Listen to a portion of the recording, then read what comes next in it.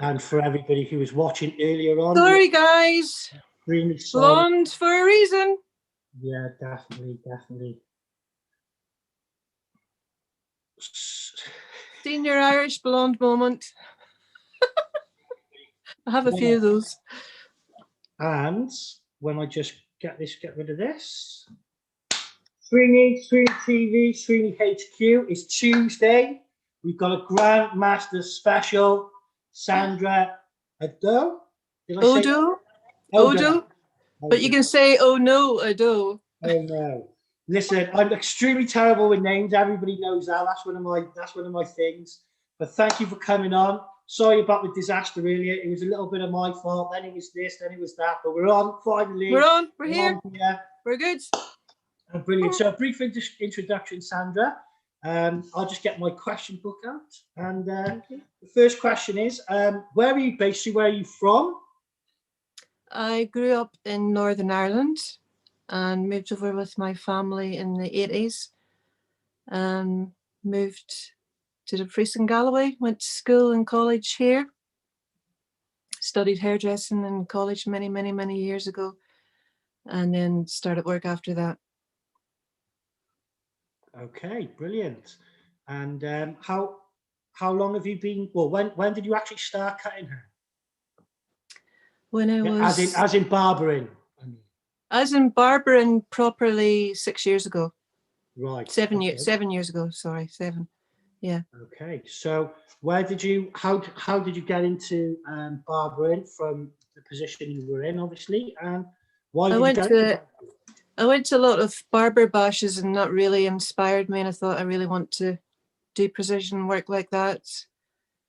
Did a few courses, went to Sid Sotting for advanced clipper course, went to Wall Academy to do my artist tattoo specialist course. So that was really good and really enjoyed that, and just practice. Did my wet shaving course. Everything barbering really. I'd already could do my waxing and eyebrow waxing and stuff because I've trained, with beauty therapy doing that. So where you actually based in Scotland at the moment? Is that right? Yes, I'm in Dumfries in Galloway, in a very small village called Haitay. I've just moved there. And you run your own business, which is Beauty by Sands? Yes, I'm a one-woman show. I don't have a shop. Explain your business, please. I have a deluxe portable cabin that I shifted with me. So it's all set up for hairdressing, barbering, holistic treatments, beauty treatments. So it's a very calming, safe, cozy, relaxing space, one-to-one. It's always been one-to-one appointments only. So I do hairdressing, barbering, holistic therapies, beauty therapies. Well, obviously that was one of my questions. Obviously you do a lot more than just barbering, so you offer a range of beauty services. Yes. And I imagine you've got quite a wide clientele base. Is that right? Could you just talk about your clientele base? I have my regular barbering clients, my regular hairdressing clients. I have clients that travel quite a distance to come and get creative colours with me, which is really nice. I don't really get to do a lot of beauty because everybody wants their hair done. And I'm a holistic therapist, so I like to do that sort of side of things as well. Just for the viewers who are watching it, just explain that. What is that for people who don't understand what that is? I offer crystal healing, Hopi ear candling, Indian head massage. I'm studying hypnotherapy at the moment as well, and I'm a qualified meditation teacher. So you understand about energy bodies and so on. Me and you are going to have a really good chat afterwards because I'm into all that as well. Yeah, Sandra. Obviously, growing up in Ireland as a young lass, how was that? I had a fantastic childhood until we reached about 12. When I was 12, unfortunately, our school bus got hijacked by the IRA, and a masked gunman came onto our bus and got us off the bus. So we were held at gunpoint and had to walk through a parade.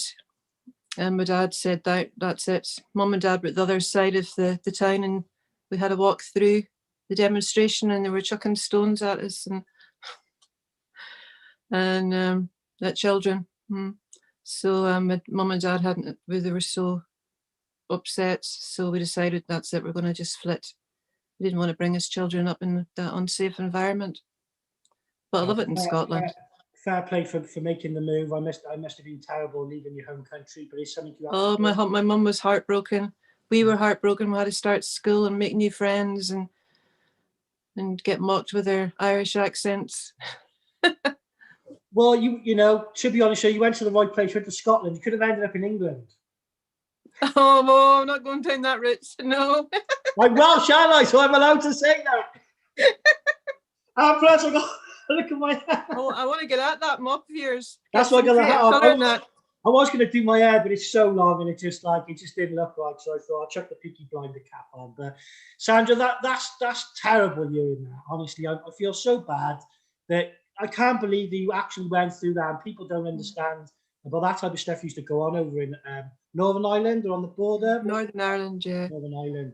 So where do you actually originate from in Northern Ireland? Where were you born? County Antrim. Is that by Belfast? No, it's about 20 miles away from Belfast. Up or down? Down. Okay. So obviously, you know, you've been over in Scotland, you've got your business going, and like you said, you offer creative colour. I've started doing colouring. What colours do you use? Let's have a little chat about colouring. And what got you into it? I got a model in and gave her she's hair down to her waist pretty much, and I did a pastel rainbow creation, and it ended up in the papers, and I thought, oh, I must be good at this. And then I just started getting lots of different models. I've always have these ideas in my head, be outside in nature, and I think, oh, look at the sky, that would make an amazing colour. Just things inspire me all the time about colour. And then I would put a competition on my page and ask people to send me in selfies, and then I would pick the person I would know that would suit that creation, get them in and do the creation. And it's pretty much doing it, yeah. Yeah, because then I get to see exactly who's going to suit that creation. Yeah.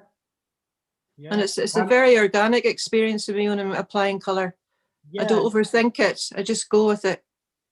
It sounds quite a personal thing as well. Like, you know, you put a lot of time and effort into that one person, which is great for the client. You know, obviously, you know, as barbers, we can work in situations where you're just in, out, in, out, in, out. It seems that you've got more of a hands-on, more of a personal experience, which is great.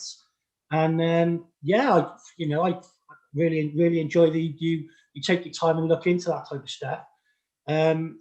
Obviously, like who are your idols? You know, who do you watch? Who inspires you in the barbering industry, which really sort of gives you that bit of extra? You know, Sid Sotting.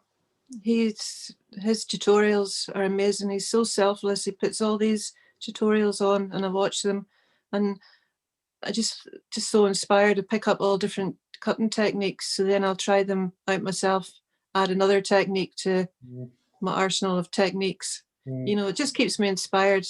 I like doing different things. I like being really creative. I'm more of a creative artist. I like doing the hair tattoos, and I'm more of an artist, but my clients will say, they just know that I'm so particular. You know, it has to be perfect or they don't get out the door. Good. That's good to hear as well. That's the thing with us barbers. We're very passionate about our jobs, and it's got to be tip top. It's got to be tip top. Well, they're your walking advert, aren't they? We can't sleep at nights. That's the problem. Not so much on them. It's the fact that we can't sleep, isn't it, Sandra? But no, honestly, going through sort of like, you know, the sort of COVID and everyone's been locked down. Obviously, our businesses have been closed and so on. How have you been managing through the lockdown? The first lockdown was great because in the summer, I did have COVID really early on, so that took me a while to recover. And then I'd hear that. Our community were crying out for hand sanitizer. So I thought, I'll make some. So I started distributing it to all the local care homes, anywhere that was like, there was none. So I'd bought loads and loads of all the solution and made up, handed it out. And then the cares, social distance over the gate kind of thing, would be saying, oh, look at my hands, they're so sore. And I'm like, you know what, I'm going to make some hand balm. And then I decided I'm going to do, I went on and took a course of the natural skill of skincare. So I'm qualified skincare. I think I might have seen you post something actually about that. Was it just before Christmas? Yeah. So I've made about over 40 products. I use all my own products in my salon. Brilliant. All my barbering products, apart from hair. Still working on that one, but I do like beard balms, beard oils, beard shampoos, moisturizer, gels, tonics, everything. You have to send me some testers for when I open. I will. Yeah, definitely. Well, again, you know, like obviously if you want to plug your products out, where do they find your stuff if people wanted to buy any of your products? I have them on my page. So your Facebook, is it? Yeah. So go to Sandra's Facebook. Yeah. Obviously you've got Beauty by Sam's Facebook as well, is that right? Yeah. And then Instagram, it's on Instagram as well. Oh, brilliant. So brilliant. She'll see all the products and what's in them and what's about them. And now I'm, during this lockdown, I'm making like the healing crystal jewelry.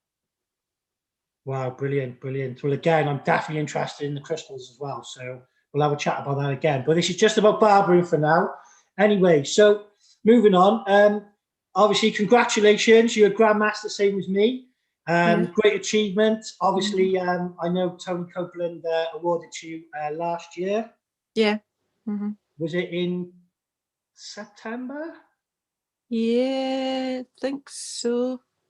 Because I remember, because mine was the September before, and I remember after the months were similar. It was August or September, I'm not sure. Yeah. But how was that experience? And just tell the SweeneyTV fans what it's like to be a grandmaster barber. It's amazing. I just feel so proud of myself because I try and be the best that I can.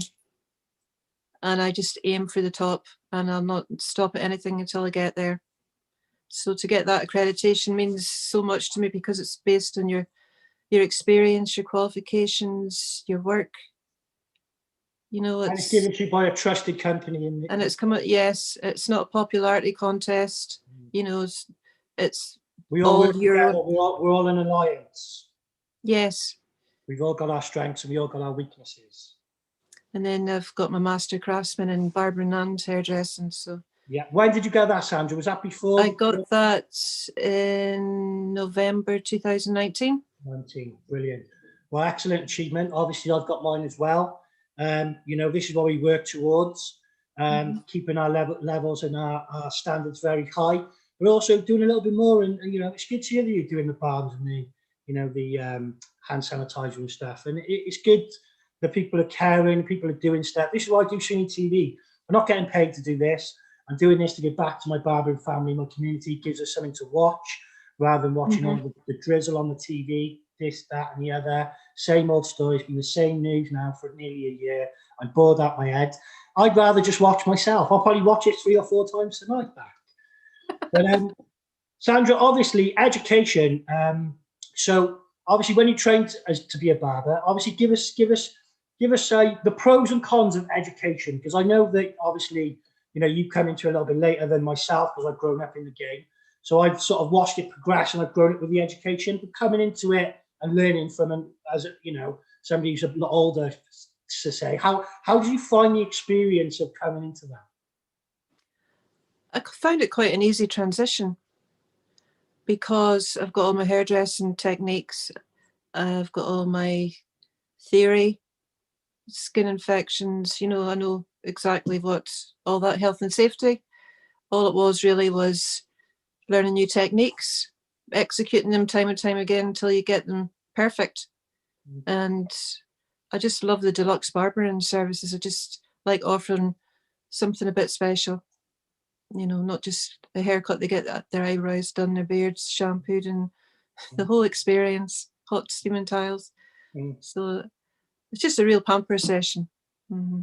Good. That's what I love about it. Good. Well, that again, like, you know, that's what part of male grooming is now. It's all about the therapy side of it, so to speak. I've got clients who come in and have steams now and have the head massage because I've got the FX massager, which is great. Obviously, we can't do it at the moment with COVID-19, but that service was available before we shut down. And like, you know, one of my questions is, being a female in this barbering game, I know obviously you see a lot of posts online and it is very male orientated, but people don't realize there's actually more female barbers than there are male in the industry.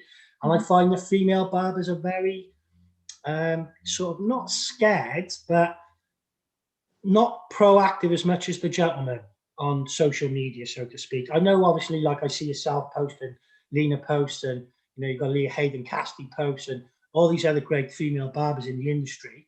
But I do feel that more should be posting a bit more and not feel so scared, you know? How do you feel about that? And what's it like being a female barber first in the barbering industry? And then what do you think about female barbers posting? Do you think they should post more? And any advice?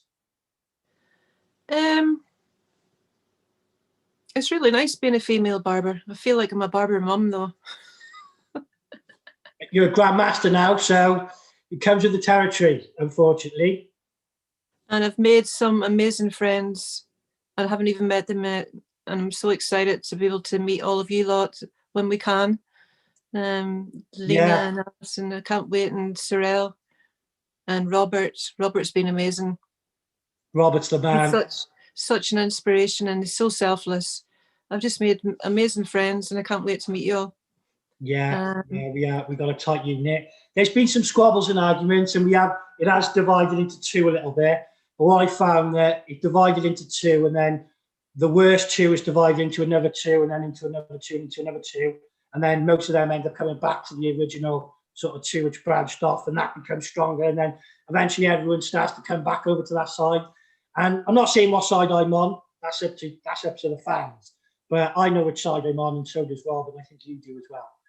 But again, like, you know, what advice have you got for female barbers about posting? Like, you know, should they just do it and just you know, just take the negativity, or just you know?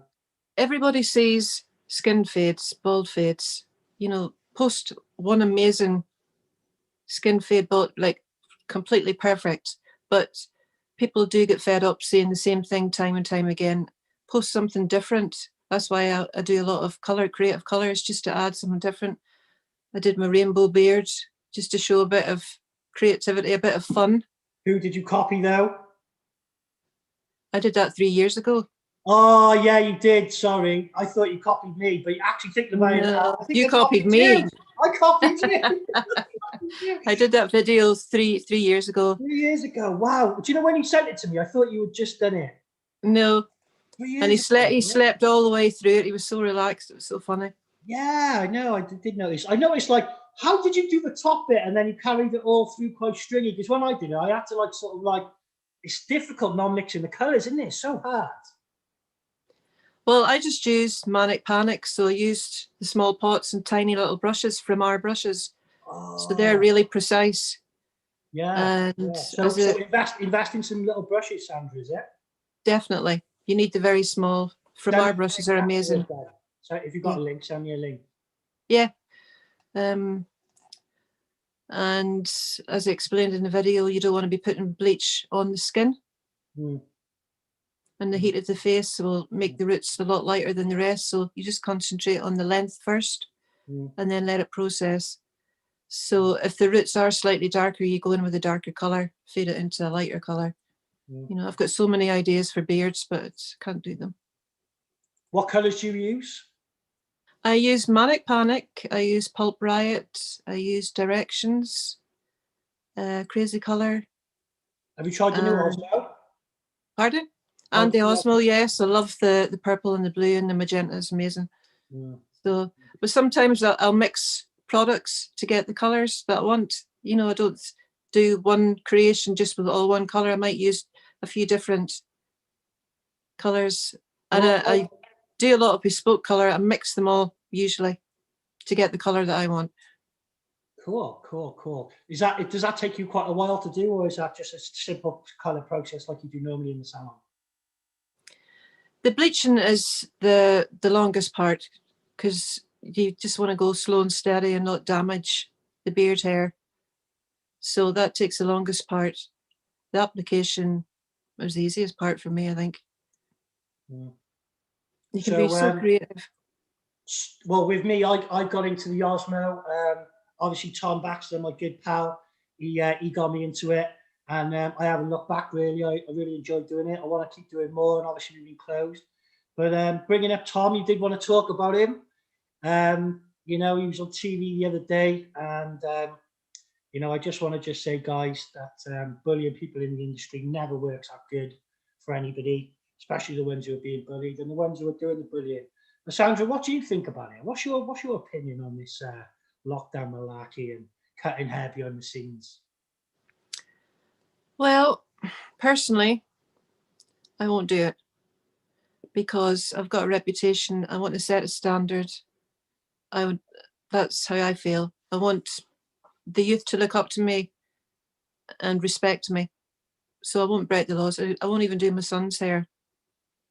Do you think it's a bit extreme though, saying that you're not actually allowed to cut hair while police officers, MPs, people on TV, actors? It's very, very frustrating. I watched a video the other day, which was in Pinewood Studios. They are doing a new series, and one of the boys who I know, one of the groups I'm on, was there cutting hair. Mm-hmm. And he was getting paid a lot of money. It's very frustrating because the amount of effort that we put in to keep our clients safe and protected. And it just gets thrown in our face. It's just a joke. It's a joke now. Yeah, well, it's everybody. You know, Tom shouldn't be attacked for doing his job. We shouldn't be in this position in the first place where this has actually gone as far as it's gone. But it has gone as far as it's gone. They are the rules, and unfortunately, they were broken. So people's opinion is, if you are straight as an arrow, which most people are, which Sandra, I can see you are straight as an arrow, and you follow all the rules, and that is absolutely great. But I am a rebel, as you know, and I am sorry, but I'm one of these people who always goes against the grain. I'd rather go the long way round and get the nice view than go the short way and, you know, look at a brick wall. But that's just me. That's why I do SweeneyTV. But again, like, you know, Tom is another one of us. It could have easily been me, and it could have easily been somebody else. And you know, it's just mad. And I just hope everybody calms down, chill out, stop getting nasty on Facebook, because it just comes back bad at you. Sandra, that's the other thing which I really like about you as well. You don't get into anything on Facebook. You're always positive. And that's what me and Rob were talking about you the other day, because I said that I haven't really spoken to you yet. And obviously Rob knows you, and so does Lena, and they both spoke very highly of you, which is great. Thank you. So just to let you know, you are very respected already in our industry, so keep it up. And I think you probably will be the mother of barbering. So so long as I'm not the grandmother. Well, you know, that's it, exactly. That's it. But like I said, anyway, going on to your tools. I know obviously you did a course with Sid. Are you an Andis girl? I use Andis and Wall. Okay, so what's your go-to clipper? I've got the Magic Clip. I like it. Okay, and your trimmer? Still the Wall. I did have a lot of the Andis. Which Wall? The T outliner. I've got that one. I've got the original, and the neck trimmer. I've got the tattoo artist one. Got it sent over from America, but I usually just freehand it anyway. Brilliant. I've got the Andis Prolithium rechargeable foilers. I like those. The new ones? Yeah, the new ones.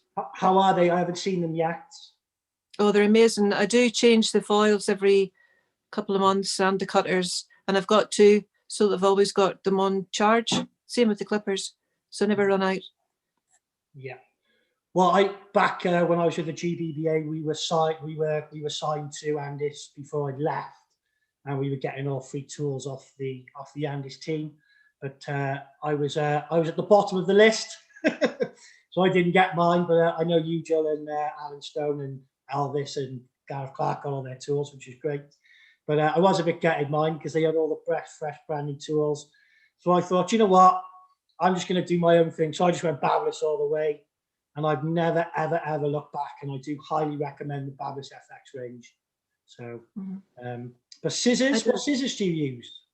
I used to always have Joelle scissors, but then I got Spencer Dunlin scissors, and they're amazing. Spencer scissors. You know Spencer? Scissors. Yeah, I've worked with Spencer scissors, Spencer and Amanda. They'll have to get in contact. They're probably needing sharpening by now. So. Oh well, I must admit their aftercare is best in the business by miles. I will say that.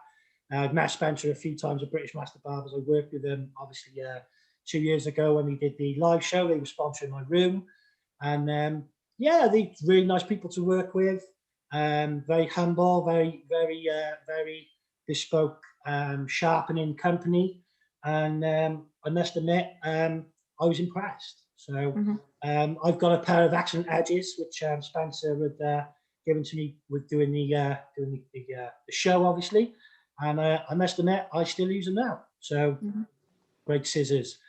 But sort of, we've been on, when did we start now? So currently the last sort of 15 minutes. Any advice out there for younger people getting into the barbering industry? Because obviously we've got the Four Nations coming up with the youngsters. And I know a lot of their people are going to be thinking of getting into barbering. We'll watch that. Any information for people who watch us back later on in the future? It's a bit difficult at the moment because it's all online. I would recommend going to college and working in a shop as well. I think you need the practical experience, but you need the theory from college. Your health and safety, all your skin conditions, all that. Watch tutorials all the time. Ask questions. Just try and be the best you can and be positive and have a good positive outlook. It really builds their confidence, working with clients. If they're quite shy, it brings them out. And never judge your client, just listen, and they're there to be pampered, so you uplift them and make them feel good. You don't bring your drama to your work, ever. That's what I would say. You don't voice your opinions at work. You just listen and you never judge. That's personally what I'm like. Great advice, Daphne. Obviously, I don't think we're going to guest shows this year. If we do, Sandra, will you be attending any of them? If British Master Barbers goes ahead, or Salon International later on in this year? I'll be on the stage. Brilliant. Well, if Tony and Anthony want me to run the room again, listen, you're definitely on my stage, 100%. So you can guarantee that if I'm doing that room again, because it will be all Grandmasters, simple, and I'll probably dedicate the whole thing to Alan Stone as well, because he was such a legend. And did you meet Alan at all? No, unfortunately. No, he was brilliant. He was such a nice guy. Always try to have a chat with him. He was just top bananas, honestly.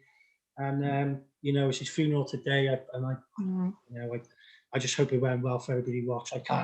I don't do funerals ever since I lost my mum. I can't, because all my emotions come back, and I'm battling with mental health as it is. So I got to try and keep myself at a certain sort of level. But Sandra, what do you think is going to happen in the future? Do you think barbering is going to be totally changed with all this going on? And do you think we'll actually get back to some sort of normality, or? I think we will get back to normality, but we're looking at next year. Yeah. And what's it like in your actual area at the moment? Is it quite highly rated? Because Wales. Well, Dumfries and Galley, we were the lowest, and then we were the highest. So it seems to fluctuate every different week, doesn't it? So the more people break the rules and facilitate the spreads, we're never going to get out of it. Well, the problem is we got different variants now. Yeah. So, it's almost as if the last year has been, a bit like we've done it a bit wrong, really. We've done it backwards, so we should have done it, really.